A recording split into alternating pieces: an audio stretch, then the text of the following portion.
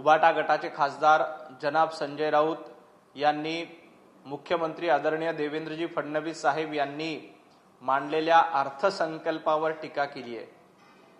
खरं तर सामनाचे संपादक म्हणून ज्यांना शेतीतलं काही कळत नाही, उद्धवजी ठाकरेंनी देखील सांगितलं होतं की मला देखील अर्थसंकल्पातलं काही कळत नाही, तसं संजय राऊतांना देखील अर्थसंकल्पातलं काही घंटाही कळत नाही, तरी त्यांनी अशा पद्धतीनं देवाभाऊंनी मांडलेल्या अर्थसंकल्पावर टीका केली जाते। हा शेतकऱ्यांसाठीचा अर्थसंकल्प आहे। 2 लाखांपर्यंत कर्ज असलेल्या शेतकऱ्यांची कर्जमाफी करण्याची घोषणा देवेंद्रजी फडणवीस साहेबांनी केली। उद्धवजी ठाकरे मुख्यमंत्री असताना कर्जमाफीच्या नावाने फक्त थापा मारण्याचं काम केलं होतं। थापा मारण्याच्या पलीकडे उद्धवजी ठाकरे आणि संजय राऊत दुसरं काहीही करत नव्हते। 2.5 वर्ष महाविकास आघाडीचं सरकार होतं। या 2.5 वर्ष सरकार असताना शेतकऱ्यांना फुटकी कवडी देखील संजय राऊत तुम्ही दिली नव्हती। उद्धवजी ठाकरेंनी कर्जमाफीची नुसती घोषणा केली, परंतु हवेत बाण सोडले, कर्जमाफी शेतकऱ्यांना केली नाही। उलट बांधावर उद्धवजी ठाकरे यांच्या तोंडावर शेतकऱ्यांनी सांगितले की आम्हाला दमडी देखील तुमच्या सरकारची मिळाली नव्हती। परंतु मुख्यमंत्री देवेंद्रजी फडणवीस यांचं सरकार आल्यानंतर आम्ही शेतकऱ्यांना वचन दिलं होतं की आम्ही कर्जमाफी करू। संजय राऊत हे वचन पाळणारं सरकार आहे, पळ काढणारं सरकार नाही। महाविकास आघाडीचं सरकार हे पळ काढणारं होतं, तर भारतीय जनता पार्टी महायुतीचं सरकार हे वचन पाळणारं सरकार आहे। त्यामुळं शेतकऱ्यांची कर्जमाफी आम्ही केली होती, तुम्ही मात्र फक्त कागदी घोडवे नाचवले आणि शेतकऱ्यांची फसवणूक उद्धवजी ठाकरेंनी आणि महाविकास आघाडी सरकारने केली होती। आज आपण बघतोय की महाराष्ट्रामध्ये शेतकऱ्यांना मोठा दिलासा देण्याचं काम सरकारच्या माध्यमातून केलंय। मुंबईतलं इन्फ्रास्ट्रक्चर असेल किंवा वेगवेगळ्या शहराचं, मुंबई, पुणे, नागपूर, नाशिक, संभाजीनगर अशा वेगवेगळ्या शहरांचा विचार करून हा अर्थसंकल्प देवेंद्रजी फडणवीस साहेबांनी मांडला। याच्यामुळे शेतकरी, कष्टकरी, गरीब, मुंबईमध्ये राहणारा सर्वसामान्य माणूस, पुण्यामधली मेट्रो असेल, नागपूर असेल, या सर्व शहरांचा विकास करण्याचं काम या अर्थसंकल्पातून केलंय। परंतु दुर्दैवानं ज्यांना अर्थसंकल्पातलं काही कळत नाही, ज्यांना शेतीतलं काही कळत नाही, अशी लोक या अर्थसंकल्पावर टीका करतात। शेतकऱ्यांची कर्जमाफी 100% होणार आहे। देवेंद्रजी फडणवीस साहेबांनी काल सभागृहामध्ये स्पष्टपणे सांगितलं की 2 लाख रुपयापर्यंत ज्याचं कर्ज थकीत आहे अशा पात्र शेतकऱ्यांना कर्जमाफी दिली जाणार आहे। हे उद्धवजी ठाकरे यांचं फसवणूक करणारं सरकार नाही, तर देवाभाऊंचं शेतकऱ्यांची साथ देणारं सरकार आहे।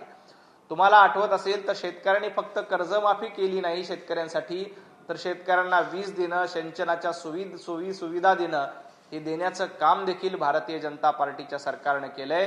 उद्धवजी ठाकरेंचं सरकार असताना शेतकऱ्यांना कर्जमाफी दिली का? बांधावर जाऊन 50,000 रुपये रोख देणार अशा पद्धतीची घोषणा दिली होती, परंतु ती घोषणा देखील फसवी दिली।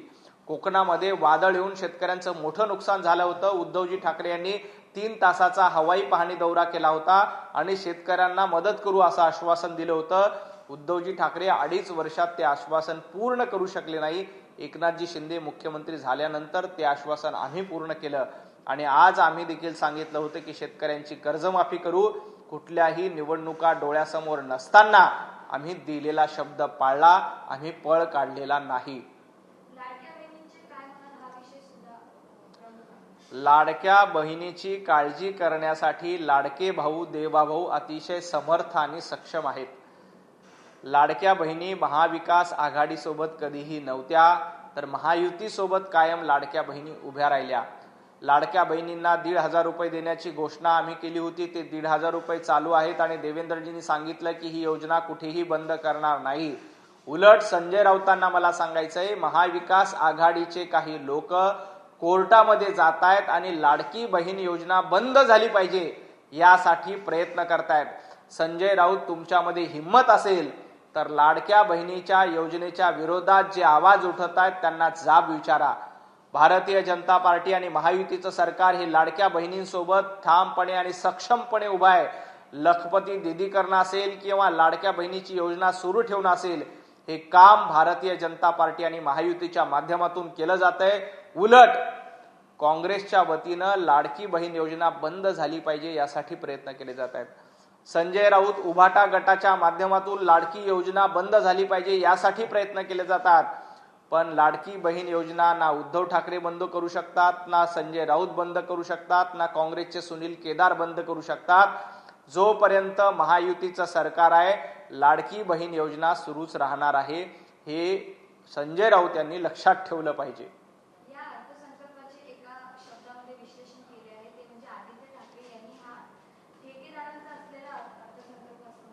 हा ठेकेदारांचा अर्थसंकल्प नाही तर विरोधकांची ठासणारा अर्थसंकल्प आहे आणि जनतेचं हित करणारा अर्थसंकल्प आहे। आमच्या अर्थसंकल्पामध्ये ठेकेदारांना कुठेही स्थान देण्यात आलं नाही, तर या अर्थसंकल्पामुळे विरोधकांची ठासली जाणार आहे। त्यामुळं अशा पद्धतीची ओरड आदित्य ठाकरे करतायत। हा जनतेला सोबत घेऊन जाणारा, जनतेचं हित बघणारा आणि जनतेसाठी प्रभावीपणे योजना देणारा अर्थसंकल्प आहे।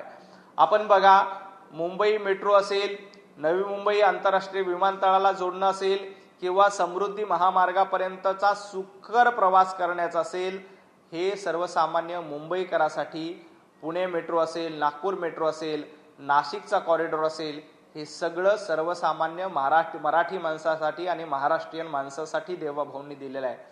याच्यामध्ये ठेकेदारांचा संबंध काय? 25 वर्ष महापालिकेमध्ये ठेकेदार आठवत होते, त्यामुळे आता अर्थसंकल्प आल्यानंतरही आदित्य ठाकरे यांना आणि संजय राऊत यांना जनता आठवत नाही, फक्त ठेकेदार आठवतात।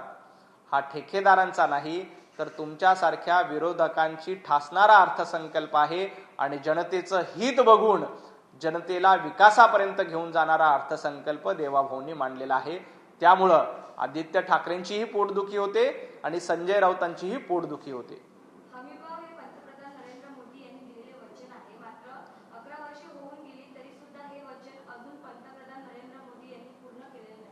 शेतकऱ्यांच्या मालाला चांगला भाव मिळाला पाहिजे, हमी भाव मिळाला पाहिजे, यासाठी केंद्र सरकार असेल, राज्य सरकार असेल, वेगवेगळ्या योजना आणल्या। उद्धवजी ठाकरे मुख्यमंत्री असताना शेतकऱ्यांसाठी सुरू केलेली एक योजना संजय राऊतांनी सांगितली पाहिजे। एकही योजना शेतकऱ्यांसाठी सुरू केली नव्हती। उलट जेव्हा काँग्रेसचं सरकार होतं तेव्हा शेतकऱ्यांना साधी वीज मिळायची नाही। आता देवाभाऊंचं सरकार आहे, मागेल त्याला शेततळं दिलं जातं, मागेल त्याला कृषी पंप दिला जातो। सौर ऊर्जेच्या माध्यमातून प्रत्येक शेतकऱ्यांच्या बांधावर सौर पंप बसवण्याचं काम हे देवाभाऊंच्या माध्यमातून केलंय। पंतप्रधान नरेंद्र मोदीजींच्या माध्यमातून नमो कृषी सन्मान योजना सुरू आहे। एवढंच काय तर शेतकऱ्यांना केंद्र सरकारच्या वतीनं वेगवेगळी अवजारं मोफत आणि सबसिडीच्या दरात देण्याचं काम सुरू आहे। वेगवेगळ्या अन्न उद्योगाच्या माध्यमातून प्रक्रिया करून शेतकऱ्यांच्या मालाला चांगला भाव मिळाला पाहिजे, शेतकऱ्यांच्या मालावर प्रक्रिया होऊन तो माल थेट बाजारपेठेत उपलब्ध झाला पाहिजे, यासाठी केंद्र सरकारच्या आणि राज्य सरकारच्या अनेक योजना आहेत। खरं तर पंतप्रधान नरेंद्र मोदीजींनी शेतकऱ्यांच्या हितासाठी 3 कृषी कायदे केले होते आणि या 3 कृषी कायद्याच्या माध्यमातून शेतकऱ्यांच्या जीवनमानामध्ये आमूलाग्र असा बदल झाला असता, परंतु काही दलालांनी, काँग्रेसच्या काही लोकांनी शेतकऱ्यांच्या नावानं या आंदोलनाला विरोध केला आणि त्याच्यामुळे शेतकऱ्यांची मोठं फसवणूक झाली। परंतु पंतप्रधान नरेंद्र मोदीजी हे दिवस रात्र देशासाठी आणि शेतकऱ्यांसाठीचाच विचार करतात। आज आपण बघतोय महाराष्ट्रामध्ये शेतकऱ्यांना सर्वाधिक सुविधा देण्याचं काम कुठलं सरकार करत असेल तर ते फक्त देवाभाऊंचं सरकार आणि महायुतीचं सरकार करतंय।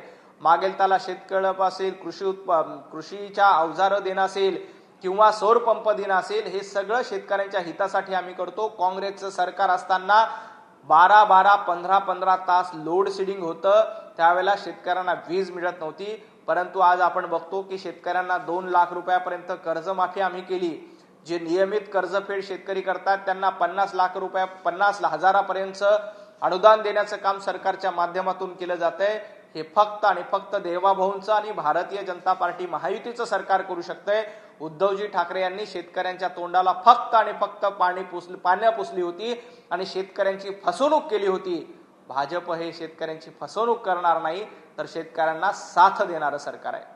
युद्धामुळे दुबईच्या पोर्टवर शेतकऱ्यांचा जो माल पडलेला आहे त्याच्या नुकसानीचे काय होणार हा प्रश्न मुख्य आहे. युद्धामुळे बऱ्याच शेतकऱ्यांना फटका बसलाय, परंतु केंद्र सरकार त्याबद्दल दखल घेते, राज्य सरकार त्याची दखल घेते. शेतकऱ्यांचं कुठलंही नुकसान होणार नाही याची काळजी करण्यासाठी पंतप्रधान नरेंद्र मोदीजी सक्षम आहेत.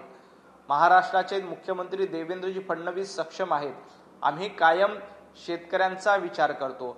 आणि तुम्ही असं म्हणतायत की भारत हा अमेरिकेचा गुलाम झालाय.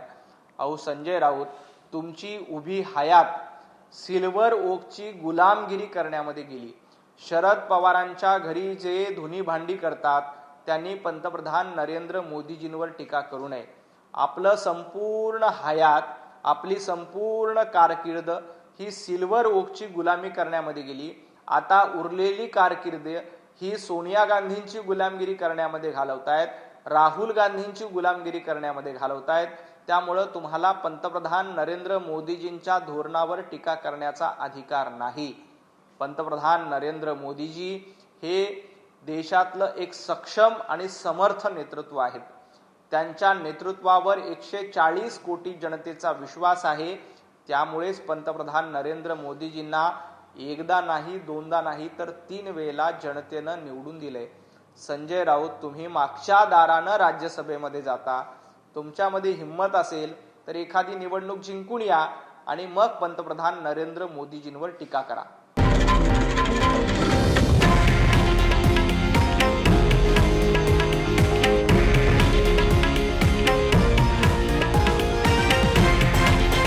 हे आहे देशातील नंबर 1 न्यूज नेटवर्क आणि आपण पाहत आहात TV9 मराठी, एकमेव.